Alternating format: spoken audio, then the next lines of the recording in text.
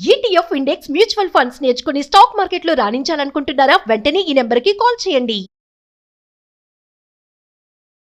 Hi hello నమస్తే, welcome back to Suman TV. ప్రస్తుతం మనతో పాటు ఉన్నారు అడ్వకేట్ డాక్టర్ సాల్మన్ రాజు గారు. సార్తో మాట్లాడారు. నమస్తే సార్. నమస్తే సార్, యుఎస్ వీసా రూల్స్ ఇంకా చాలా కఠినతరం అయిపోయాయని చెప్పేసి మన వార్తలు అయితే వింటున్నాం. మరి ట్రంప్ వచ్చాక చాలా చేంజెస్ అయ్యాయి, చూస్తూనే ఉన్నాం ఒకదాని తర్వాత ఒకటి. ఒకసారి వీసా రూల్స్లో ఏమేమి చేంజెస్ అయ్యాయి, మన ఇండియన్స్ ఇప్పుడు ఎలాంటి జాగ్రత్తలు తీసుకోవాలంటే ఏం చెప్తారు? ట్రంప్ గారి గవర్నమెంట్ వచ్చిన తర్వాత ట్రంప్ గారు ఒక క్యాప్షన్తో వచ్చారు, ఒక నినాదంతో వచ్చారు. అదేంటి అంటే to protect Americans against foreign citizens, to protect Americans against the foreign citizens. అంటే ఇన్నేళ్ళు ఏంటి అంటే H1B వీసా ఉంది. H1B వీసా ఏ కేటగిరీకి ఇస్తారు అంటే it is for a graduate or for a postgraduate with a specialized knowledge, training and experience. For H1B ki apply cheyali ante one applicant should have specialized knowledge, training and application of that particular knowledge andi.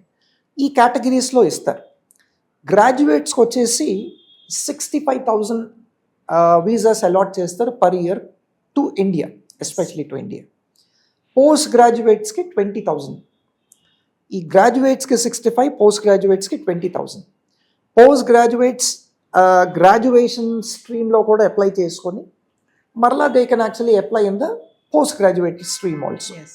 అంతకుముందు before the Trump government came out with this caption ఎట్లా ఉంటుందంటే ఒక applicant ఒక 10 different కంపెనీస్కో agencies దగ్గరికి వెళ్తే ఈ 10 different agencies, for example Suraj ఉన్నాడు అనుకోండి, సూరజ్ ఒక అప్లికేషన్ మూవ్ చేయాలంటే ఆయన 10 డిఫరెంట్ ఏజెన్సీస్కి వెళ్తారు.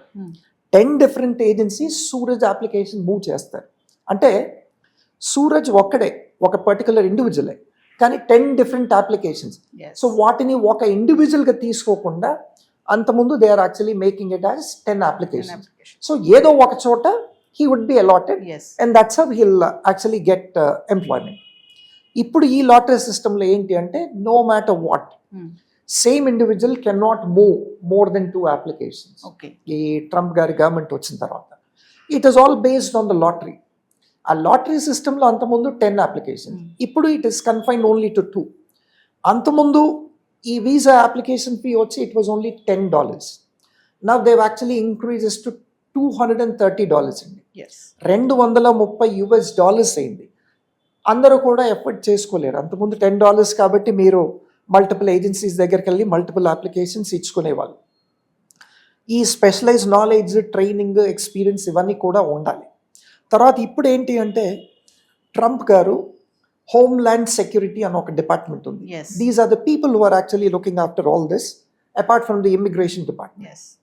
వీళ్ళకి ఒక స్ట్రిక్ట్ వార్నింగ్ ఇచ్చారు, ఒక ఎగ్జిక్యూటివ్ డెసిషన్ సైన్ చేశారు. ఏంటి అంటే you have to reduce the applications of Indians.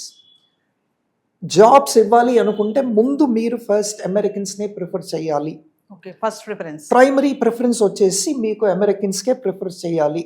Secondary preference వచ్చేసి మీరు ఇండియన్స్కి ఇవ్వాలి అని చెప్పి. ఇప్పుడు అమెరికా అంతా కూడా we call it as United States of America అండి.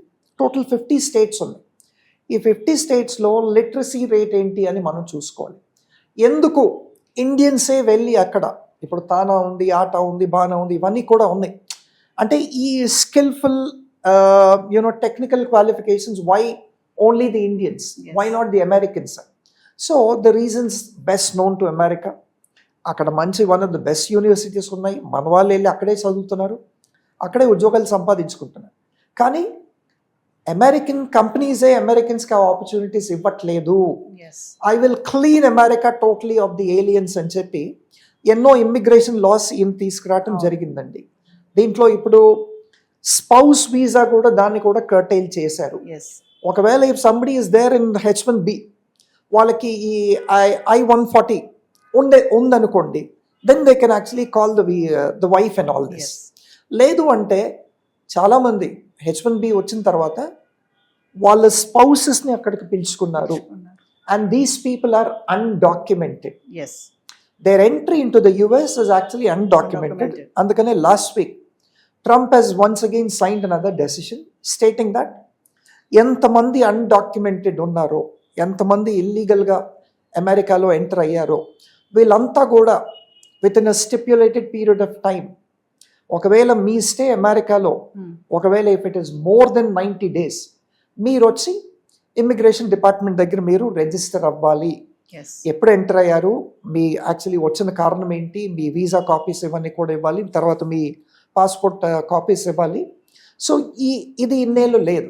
ఇప్పుడు అన్డాక్యుమెంటెడ్ గా ఉన్న వాళ్ళు కూడా వచ్చి రిజిస్ట్రేషన్ చేసుకోవాలి. అన్డాక్యుమెంట్ గా ఉన్న వాళ్ళు కూడా వచ్చి రిజిస్టర్ చేసుకోవాలి. ఎవరైనా విజిట్ పైన ఒకవేళ B1 B2 వీసాస్ తీసుకొని ఒకవేళ యుఎస్కి వెళ్తే వాళ్ళ స్టే ఒకవేళ మోర్ దెన్ 90 days ఎక్సీడ్ అవుతుంది అనుకుంటే they should also go and they should also register అండి.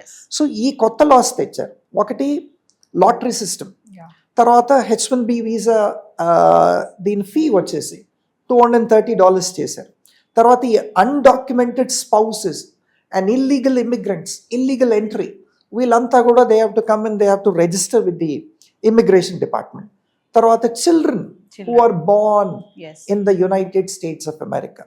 ఇప్పుడు చాలా మంది పేరెంట్స్ ఏంటి, ఎక్కడో ప్రెగ్నెంట్ అయినా కానీ ఏదో కంట్రీలో, మనం ఎక్కువ చూసాం బంగ్లాదేశ్ కానీ, మెక్సికో కానీ, ఇండియా కానీ, కెనడా కానీ, వీళ్ళంతా వెళ్ళి అక్కడ డెలివరీ చేసుకుంటే పిల్లలు అక్కడ పుడితే సిటిజన్షిప్. ఇప్పుడు చాలా మందికి తెలియదు ఏంటి అంటే, by virtue of been born in the United States of America ఒకరికి సిటిజన్షిప్ ఎట్లా వస్తుంది అంటే, దీనికి మనం హిస్టరీ చూసుకుంటే, అమెరికన్ కాన్స్టిట్యూషన్ హిస్టరీ చూసుకుంటే 1865లో సివిల్ లా జరిగిందండి. ఈ సివిల్ లాలో ఏం జరిగింది అంటే, they was actually the trade of slaves. Slavery ఎక్కువ ఉండింది అక్కడ.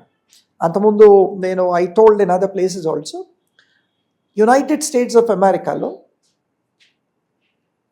They were actually free states ఉండినాయి, స్లేవ్ స్టేట్స్ ఉండినాయి. సో ఈ ఫ్రీ స్టేట్స్ వేరు, స్లేవ్ స్టేట్స్ వేరు. స్లేవ్ స్టేట్స్లో ఎవరైనా స్లేవ్గా వస్తే ఫ్రీ స్టేట్కి వెళ్ళిన తర్వాత ఆయన ఫ్రీ అవుతాడా అని, డెరెక్ స్కాట్ అని ఒక ఆఫ్రికన్, ఆయన ఒక స్లేవ్ స్టేట్ నుంచి ఫ్రీ స్టేట్కి వచ్చాక even then you are not free అన్నారు. సరే అని చెప్పి వెళ్ళి ఆయన he filed a case in supreme court. ఆ సుప్రీం కోర్ట్ ఆఫ్ అమెరికా ఏం చెప్పింది అంటే, లేదు, you are still a slave అన్నారు. సో దాని తర్వాతే ఈ సెనేట్స్ వీళ్ళంతా కూడా ఏం చేశారంటే, they brought a law, jus soli, JUSSOLIS, jus solis అంటే ఈ భూమి మీద, ఈ గడ్డ పైన అని.